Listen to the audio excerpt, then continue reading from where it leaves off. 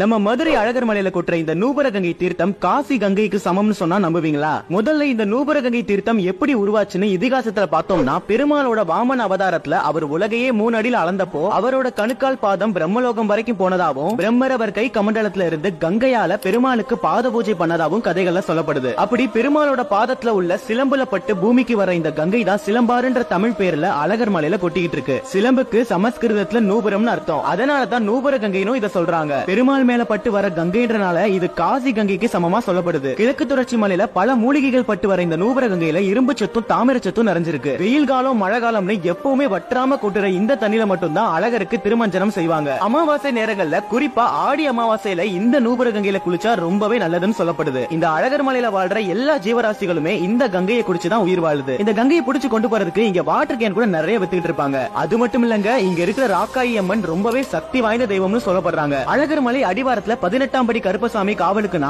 மலைக்கு மேல ராக்காயி அம்மன் காவலா இருக்காங்க. அழகர் மலை தீர்த்தக்கரை ராக்காயி அம்மனுக்கு ஒரு தனி பக்தர்கள் கூட்டமே குமிஞ்சிருக்கு.